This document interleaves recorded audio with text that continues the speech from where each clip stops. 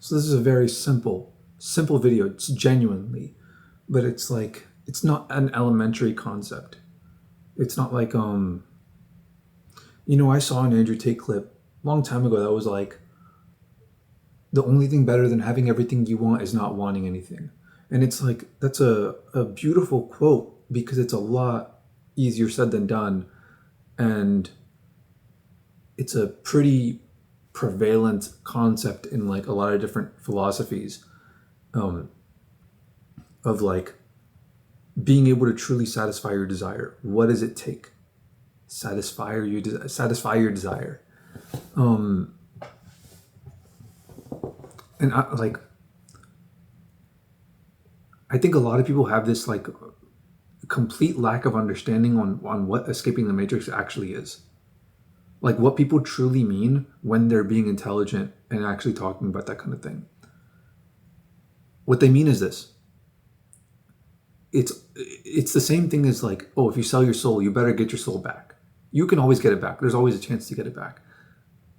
And genuinely, it comes down to dopamine. Genuinely, that's what this is all about. Like if you understand the way that dopamine circuitry works, then you understand the soul straight up. That's literally what it is. Having a soul is being in control of your own dopamine and not letting your dopamine be rewarded by things that are inauthentic or things that you know yourself it shouldn't be rewarded by. That's all it is. That's precisely what it means to not sell your soul.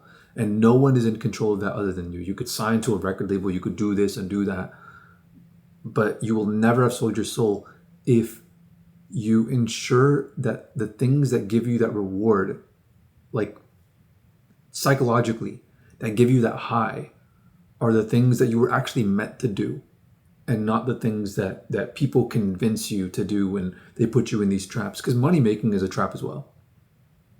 In the same like this dude FaZe, he's in the same trap. He's able to make 10 grand a month like that nowadays, but he's still stuck in the same sort of trap where he's like, oh, I have a question, should I buy this thing and all this stuff? And it's like right now he's stuck in that trap. He's been stuck in that trap his entire life because the system is rigged. And I mean, you don't complain about that. You realize how the system works and then you play to it and you overcome that. But even 5 years from now, unless something major changes, which something major is probably going to change, but even 5 years from now, he'll be making $1 million a month and he'll be like, no, I want more. I want 10 million a month. So you're still stuck in that trap. Escaping the matrix is having enough money to where you stop caring about money. That's escaping the matrix. And that could be earning 10 grand a month, or it could be earning 1 grand a month, or it could be earning $1 million a month. But whatever it is having enough money to where you stop caring. But that doesn't happen with most people because they earn so much money, but they rewire their brains in order to get into the mind state to earn all that money, in order to get into the mind state of like, oh, nothing else matters except for earning money.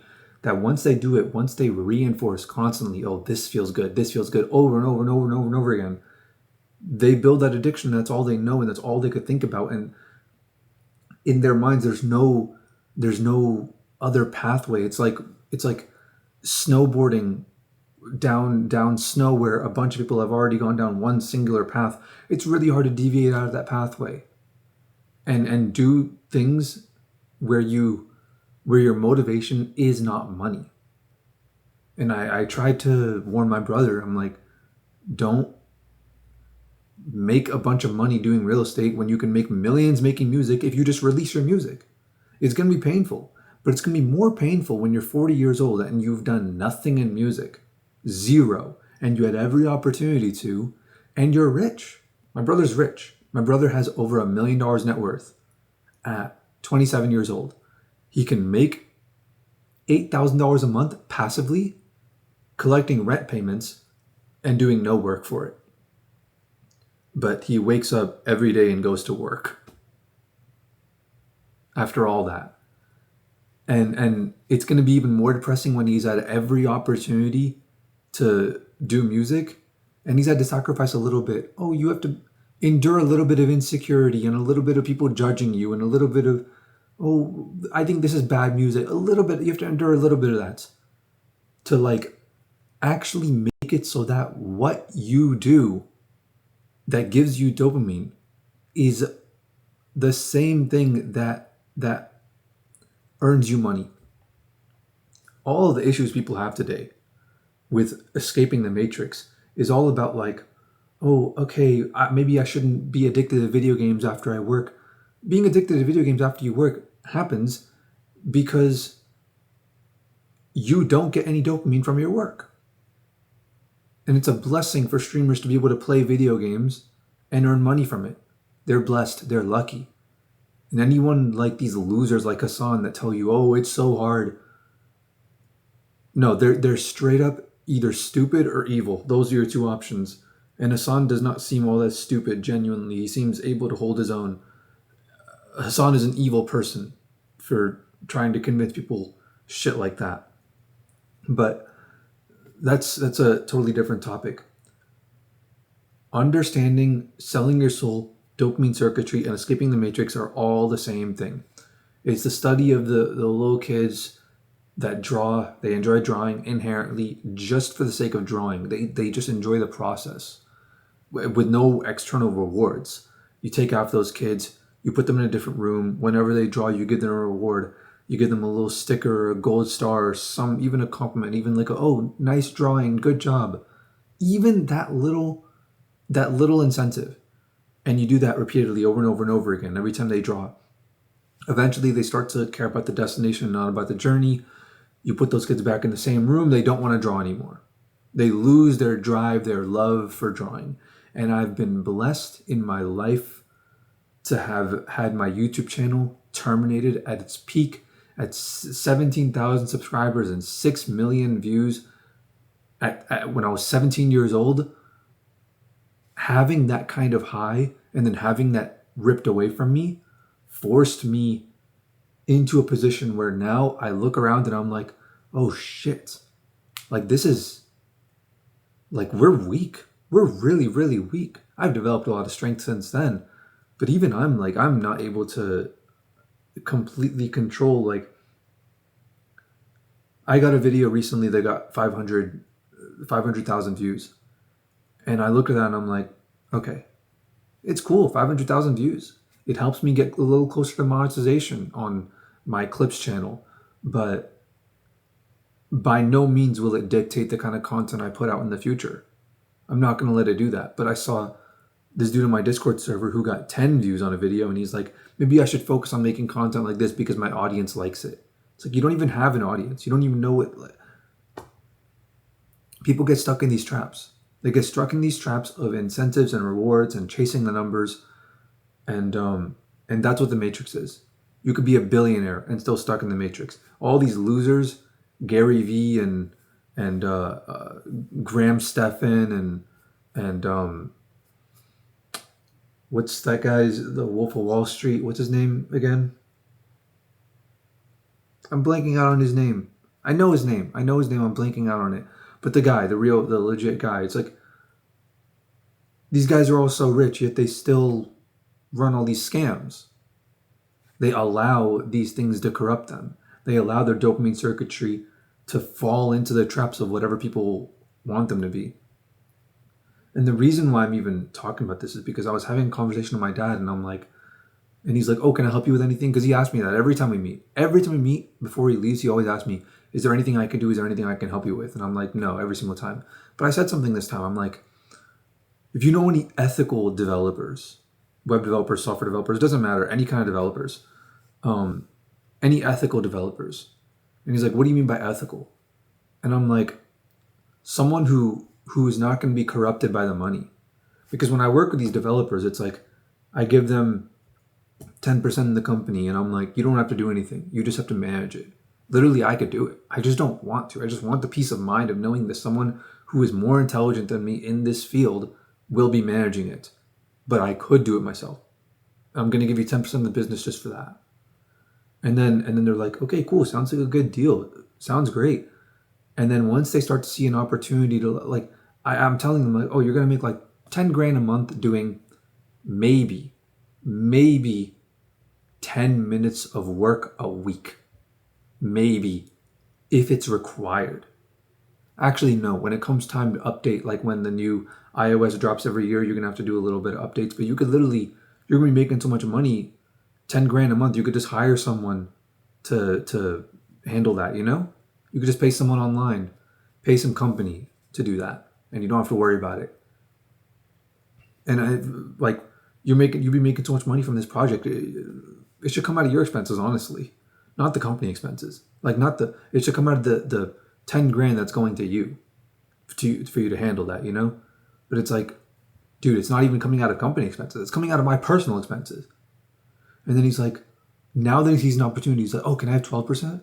Oh, wait, can we do this contract where I get to renegotiate my salary every 3 months based on the output of the work I put in, as well as like how much the thing is making and the kind of contributions I'm adding because I'm important to the company. Like, it's like, oh, now you want to add on this stuff. Now that you see more opportunity to make more money, you get more greedy, more greedy, more greedy. And it's like, I was like that too. I was a child at one point, and then I experienced that event where all of the entirety of what made me happy was stolen from me. And it was devastating, and that changed me. And now I'm kind of immune to it. I'm immune enough to realize that I'm not immune completely and that I need to work on things. I need to do things to keep myself in check. So that's where I'm at. And so I believe I'm safe. And I believe that if I become rich, I won't be greedy. And I won't be penny pinching. And I won't be prideful going around, oh, I made this much money and I did it myself and I'm a self-made man and if I didn't do it with this, I would have done it with something else. It's like, no, dude, I'm a product of my environment, product of my luck and the situations that happen to me. I'm not going to pretend like I'm special. I'm going to admit that I'm lucky. That's what I'm going to do. And that instills a lot of empathy in me, is to go like, these people around me who don't have it as good as me, bro, they're just not as lucky, straight up. Oh, they might be lazy. I might have more work ethic. But I got lucky enough to experience certain events in my life that instilled that work ethic in me. They didn't have those events. They're not as lucky. It's just that simple. And that gives me the empathy to actually deserve to be rich, not just become rich, you know? And I'm telling my dad, I'm like, people, like, legit, I'm lowering my standards. Just anyone that cares about anything, other, like, as on top of money, just, you have to have some passion. That's all I'm looking for. I don't need it. Like, I'll manage without it. But I love, for other projects to meet with developers who actually have some kind of passion, who actually want something for the world, who actually have some vision of something they want to create. That's all it takes. Because then I can explain to them and I can make friends with them and I can talk to them day after day after day and keep them in check, and I can ensure that they break out of the matrix mentally and they don't sell their souls. But maybe I can't. I mean, I tried to do that with my brother and it failed. So I did that for over a decade at this point, and nothing ever got through to him. I'd talk to him and I'd lecture him and I'd go like, you don't want to sign to a record label. It's such a bad idea. It's such a stupid idea. And I'd walk him through the whole logic. And at the end of it, he'd be like, yeah, you're right. But then like a week later, we'd be in the car with someone and he'd be talking to them. He'd be sitting in the passenger seat. I'd be sitting in the back. And he's like, man, if this record label came up to me like they did to this guy, I'd love to take a deal with them. I'm like, dude, why are you letting go? You have the opportunity to do something great. You have the opportunity to supersede record labels entirely. You have the opportunity to put them to shame and make them look like specks of dust that have no place existing in this world. And you want to play to their system? Escaping the matrix is escaping the system that people put out there into the world. It's all the little mouse traps that people put out there. That's what it is. It's the rat traps. That's escaping the matrix.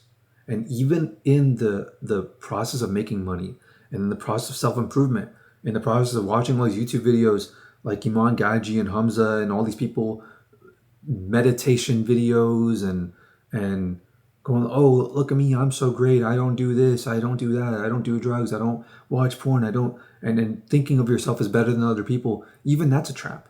It's you're constantly surrounded by traps, and it takes being trapped and escaping from that to know what the traps truly look like without needing to be told, okay, that's a trap. You can actually recognize it. And my dad was like, my dad was telling me the story about how this dude who was 62 years old came to America, and he had or no, he's been in America for a little bit, but immigrant people, like, they don't speak English all that well. He moved to Atlanta, and my dad is like a prominent business person in the area, in our community, in this Smiley Muslim community, and all these immigrants come to his office. He maybe finds a job for them, maybe helps them out, links them with somebody, tries to give them some value in life, and then maybe get some value back. That's just what he does now. That's like part of his daily routine. And this dude is 62 years old, and he comes to my dad and he's like, okay, I have no assets. Basically, I have a home that is nowhere near paid off. It's a $250,000 home. It's not even close to being paid off. This dude had maybe $100,000 net worth after being alive on this earth for 62 years. Think about that, dude. 62 years, $100,000 net worth. That's insane. I hate how I'm always looking at OBS. I'm going to stop looking at OBS. I'm going to close it. Actually, I'm not going to close it because I'm not making that mistake again. But I'm going to focus on the camera. Actually, I am going to close it. I can't. I got to have it on a separate monitor or something. But it's a lot harder talking to the camera. But my dad had him work for a little bit, and then and then he calls him into the office, and then he starts scolding him. And he's like, you said you were going to get to work. You didn't do it. You said you were going to do this and that. You didn't do it. And he's like getting angry at him. And unlike everyone else who I see, and I'm like, oh yeah, this dude has no opportunity to escape out of the matrix, right? This dude does not care. This dude is not ashamed of what they did.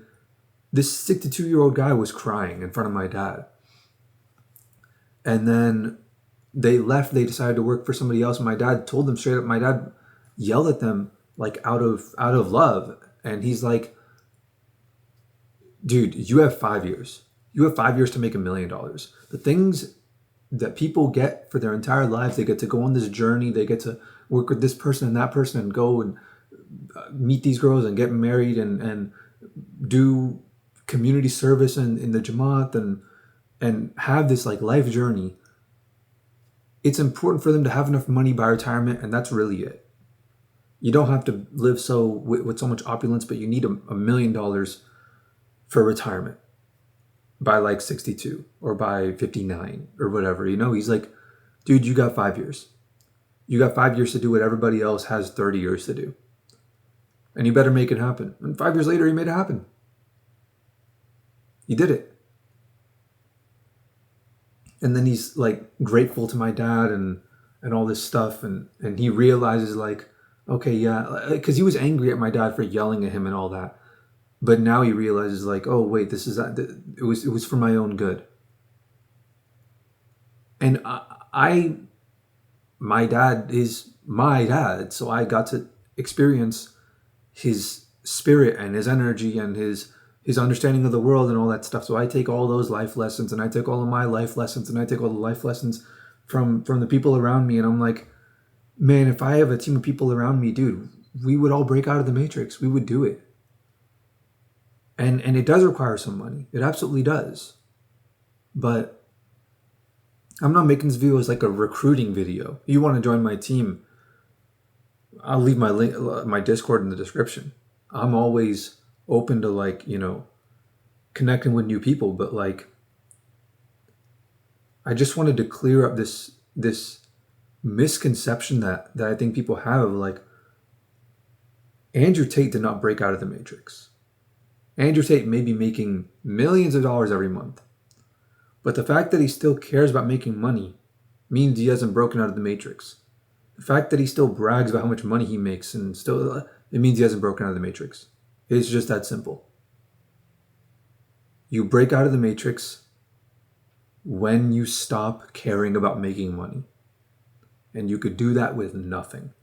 That's like the story of the Buddha is like 1 grain of rice a day, just enough to survive, like starving, just meditating under a tree with no entertainment, no family, no people, like nothing is enough to reach the highest levels of happiness because it is all internal.